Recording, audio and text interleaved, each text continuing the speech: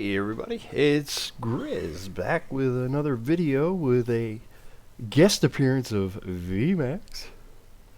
Howdy. And we're going to do a little video today basically going over some hints and tips for beginners just through personal experience VMAX that he had and myself um, trying to help beginners trying to get into the game to be able to excel quickly and not make the same mistakes we did and hopefully save them some credits and some frustration and some time.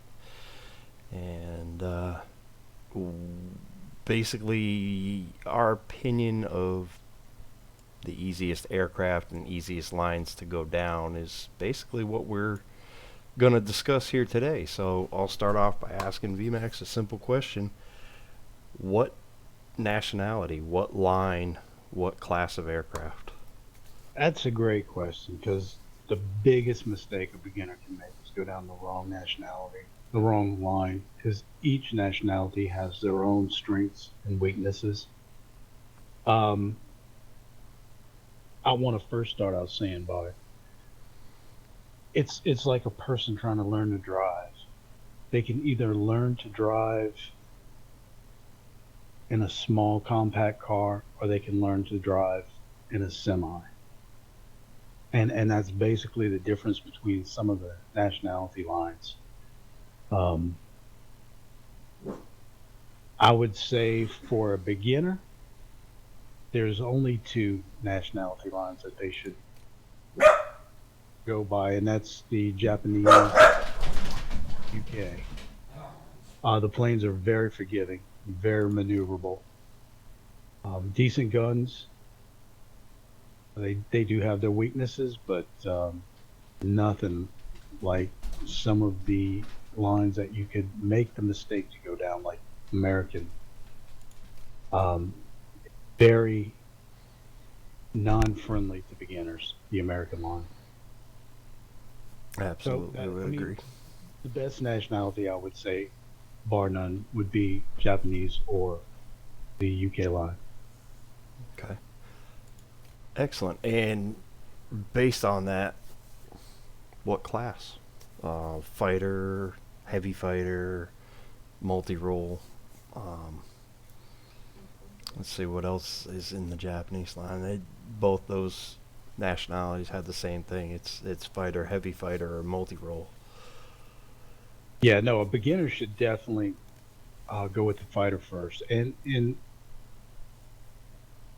I would say definitely the UK line, and for the only reason I say the UK line is you have daily missions in the game. Um, One big mistake is to try and go down a bunch of different lines, and it takes you forever to get to a tier 8.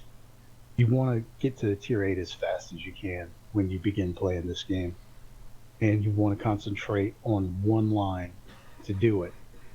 And the reason why you want to get to tier 8 is because you can get your daily tokens that way. And with your tokens, you can buy premium, you can buy hanger slots, and that's one big thing in the game. If you don't have the money to put into the game for premium or hanger slots, that's one way you can go, and it's definitely the UK fighter line, which would be your Bulldog, Bristols, Spitfires, and you work your way down to the Spitfire 14, which is a tier 8. Once you get to it, you basically have all the planes necessary you need to get your dailies and start actually excelling in the game.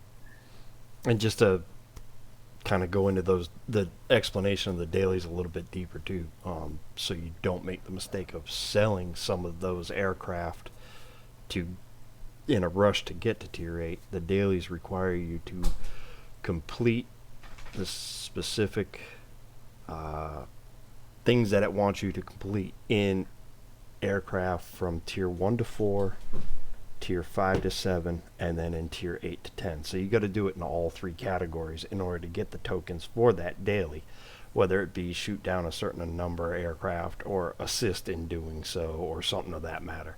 So you're going to want to, at the very minimum, keep either a tier 3 or a 4, a you know, 6 or a 7, and then you'll obviously have your Spitfire 14 at tier 8, and that will get you jump started for sure. Yes, it will.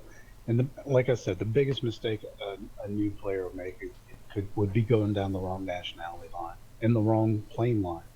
And I'm going to tell you that the Spitfire is the most forgiving plane in the game. Mm-hmm. With its high maneuverability, you could get away from somebody who gets on your tail, or you can stay on somebody's tail who you come upon. Decent guns. They do overheat quick, but you learn quick to shoot and burst, so you don't overheat them. Right. And they're easy to fly, and they're fun to fly. So for a beginner, just go right down the Spitfire line till you get to tier 8. Now, once you do that, the Spitfire will pretty much give you a handle on what a plane can do and what a plane can't do in the fighter category, because it really is one of the stronger planes in the game as far as a total package, as far as you know, engine horsepower, climb rate, cruise speed, guns. I mean, it really is a total package, and the tier 8, I actually absolutely love it. I play it. In fact, to do my daily missions, I use the tier 8 Spit, the tier 5 Spit, and I use the tier 4 German 109, but we'll talk about that a little later. But I use those 3 planes to get my daily missions, unless it's a bomber mission or something to that category. But and I can usually fulfill my missions pretty quickly in those planes because they're that forgiving. Now, a new person that would try to, let's say, go down the U.S. line, those planes are very sluggish. They're not that maneuverable, even fighters. The guns, you have to be close. They're mostly all machine guns. Mm-hmm. It's a tough line to play. Once you've played the Spitfire line and learned what a plane can do and what it can't do, and then you start venturing out into like the Russian or the US or the, you know, the German lines, you'll be more skilled at being able to change the way you fly to suit the plane that you're in. Now, here's another question that beginners are probably going to want to know. And we're going to definitely do videos in more detail explaining these certain categories. But how would you recommend that they set up their plane as far as equipment goes and consumables to get started? They're probably not going to have any skill points right away in the tier 5, or they may, but what would you recommend they go with? Well, the Spitfire line is noted more for its maneuverability, and you can't shoot what you can't catch. So I would say for the Spitfire line, I would go all maneuverability, and anything to do with accuracy of guns, anything to do with maneuverability of the plane, because that is that plane's, that whole line, bread and butter. Yep. Is the way it maneuvers and the tight turns that it can make. So I wouldn't put armor on it. I wouldn't mesh it out for speed. It's not that type of plane. It's a maneuvering, stay behind your enemy or shake the enemy from your tail plane. So any equipment you would want to put in it, any skills you would want to put in your pilot, you would want to go definitely with some type of maneuverability or some type of marksman on that plane. Anything else on it later, you'll wind up wasting money taking it off and putting the right equipment, or you'll have a Spitfire who's getting owned by other Spitfires because you have the wrong equipment. Right. I come across that a lot. I'll turn deep inside another Spitfire, and I know that they have armor on their plane, and that's why they're not able to keep up with my maneuverability, and they get shot down, and you get some that get salty and want to know how you done it. You're Hmm. cheating and all that good stuff, but no, it's knowing what equipment and what pilot skills to put on that particular plane to make it um, 10 times better than what it is stock. Absolutely. Absolutely agree. Now, just looking at the lines again, um, obviously with the Japanese line, somebody that would be interested in going down the zero line, it's going to hurt them if they're doing it with the intention of being able to do dailies too, because zero line ends at tier 7 and then it turns into a multi-roll at tier 8 unless you go down the KI line or key line, I think is how it's pronounced. That does go from tier 2 to tier 10. Um, and No, those that planes that's aren't bad, but yeah, that's a great point. And one more reason why you would want to go down the Spitfire line, because mm-hmm. if you go down the Japanese line first, which is good beginner planes, Mm-hmm.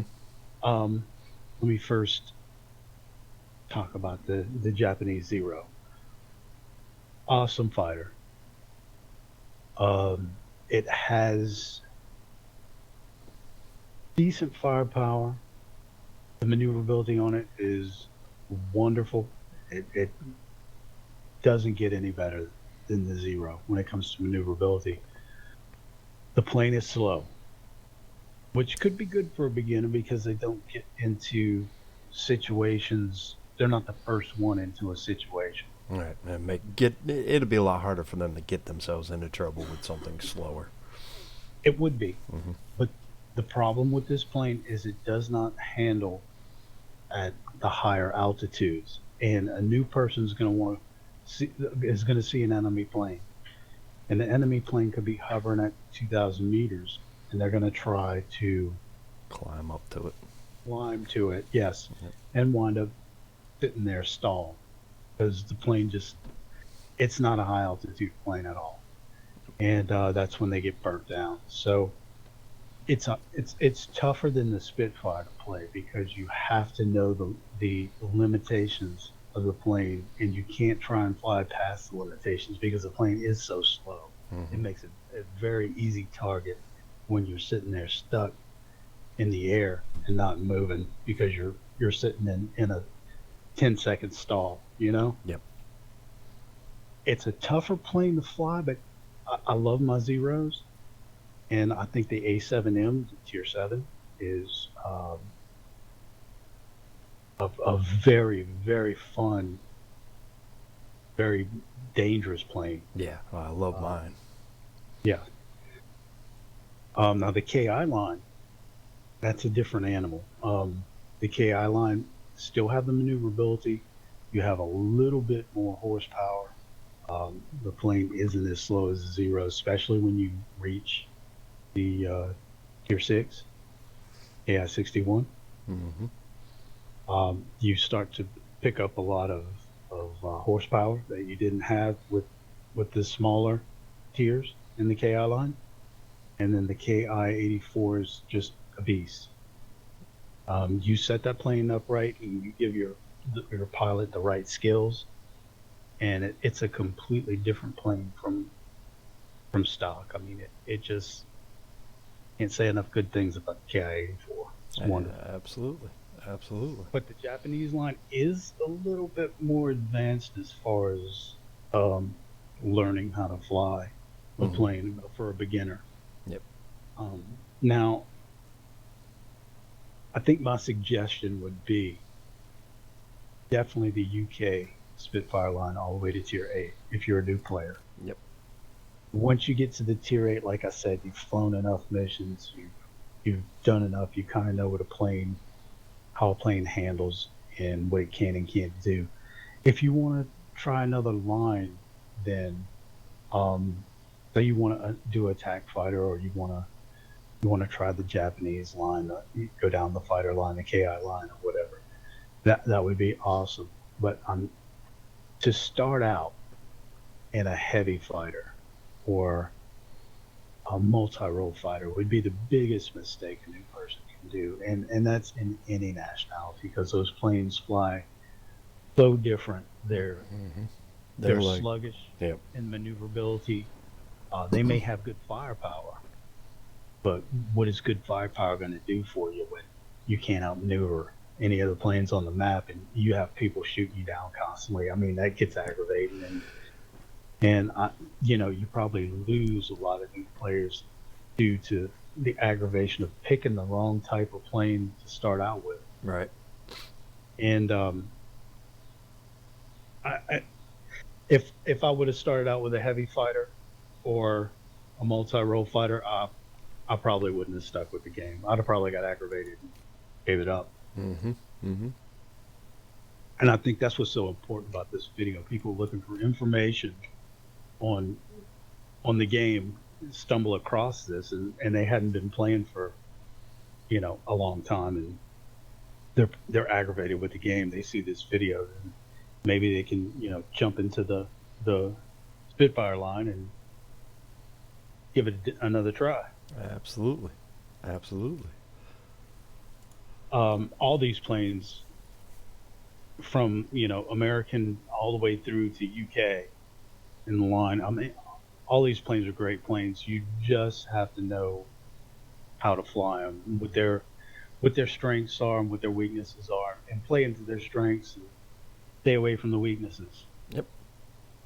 Absolutely. But as a new pilot, you're not gonna know that, and you're not gonna be able to depict the strengths and weaknesses of any of these planes, and you'll wind up failing on a major scale if you wind up going with the wrong type of plane. Absolutely. Awesome. I think that's good info. Can you think of anything else you want to add, or that about it? No, I think as long as a beginner sticks to that Spitfire line, takes their way up to 8 and starts doing the dailies and applying the tokens to hanger slots. Mm-hmm. Um, and I would say keep playing those planes, the Spitfire planes, until they accumulated enough hanger slots to try a different line or a different type of plane. And I would be happy to do videos on all the different types of planes there are and their weaknesses and strengths. And Mm-hmm. maybe when they get to that point, they can look it up and find the new videos we create on different types of planes. Absolutely. We are planning on doing that in the future. We're going to talk about pilot skills, different pilot skills. We're going to talk about equipment and getting into more detail with that, and talk about consumables and getting into detail with that. So there you have it. A little bit of input from VMAX and Grits. Hopefully that helps you guys out. Don't forget, if you like what you saw here, you can look for more. Feel free to subscribe, give me a like, and also don't forget to catch VMAX and I streaming on Twitch. Until next time, we'll see you later.